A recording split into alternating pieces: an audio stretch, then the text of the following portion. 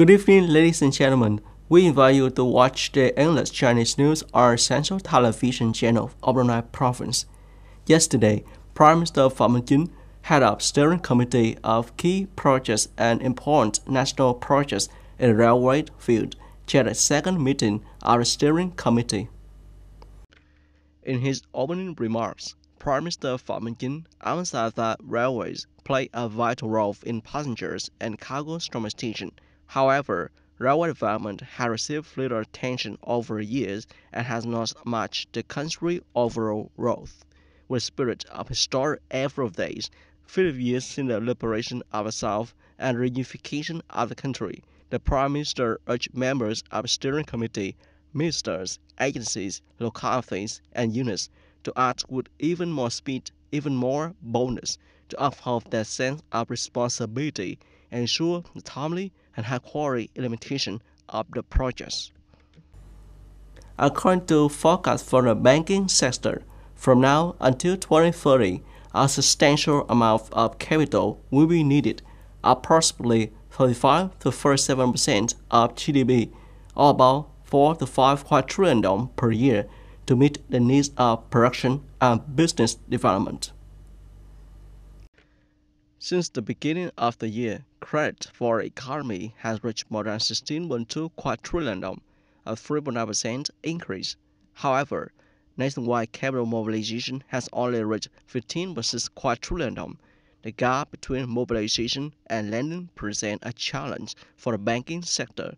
In the context of continuously declining interest rates, many banks are facing a dual challenge: a decrease in corporate deposits while still needing to ensure loan capital.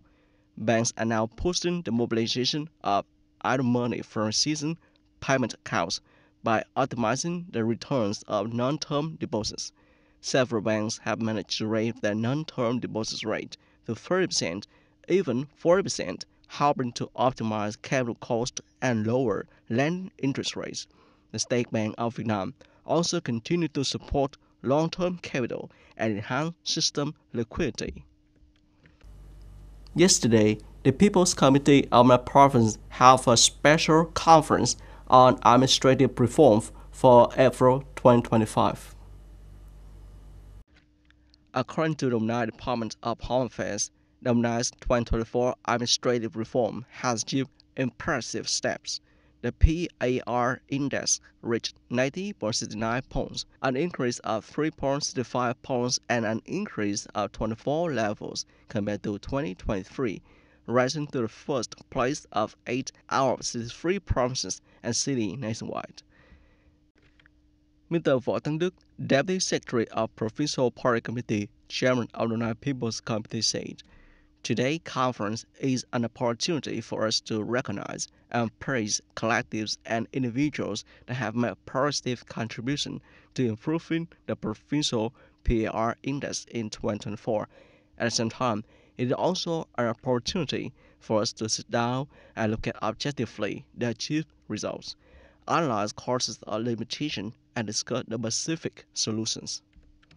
The conference focused on discussions and analyzing the correlation between the component criteria of the Administrative Reform Index and the Satisfaction Index of the people.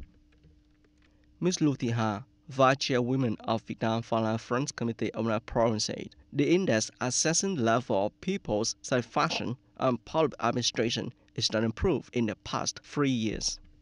Mr. Nguyễn Quốc Vũ, Deputy Director of the Department of Home Affairs of Brunei Province, said, "We also have frankly admit that there is also a part of civil servants in the process of directly guiding and solving jobs according to the needs of people not really standard."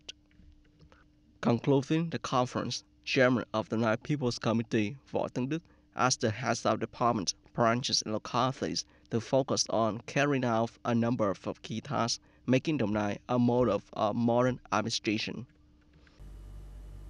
The organizers of 2025 Brunei Ceramic and Hot Air Balloon Festival announced that during a balloon launch ceremony tomorrow morning at 17 ecotourism area in Wuhan City, all 50 hot air balloons symbolizing 50 years of liberation and reunification of the South will simultaneously perform tether flights, creating a spectacular scene for visitors.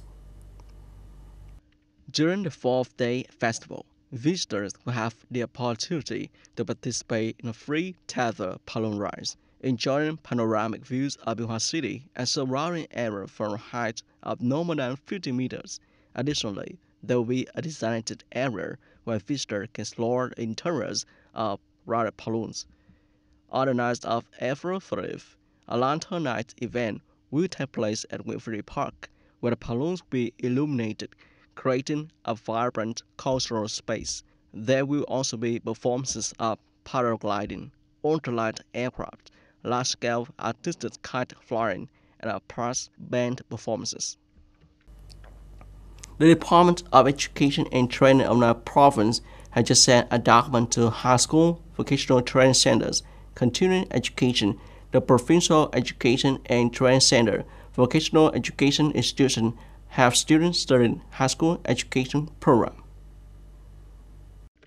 Accordingly, the Provincial Department of Education and Training requires each institution to organize a mock high school graduation exam in 2025 for all students currently in grade 12, in addition to two compulsory subjects, mathematics and literature. Candidates will take two elective subjects they have registered for.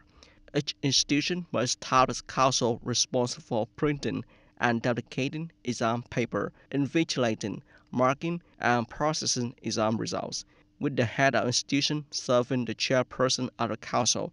The specific functions and duties of each member must be clearly defined.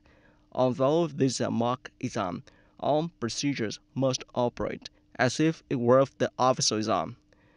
As for exam paper, the Provincial Department of Education and Training will provide unified exam papers for all subjects.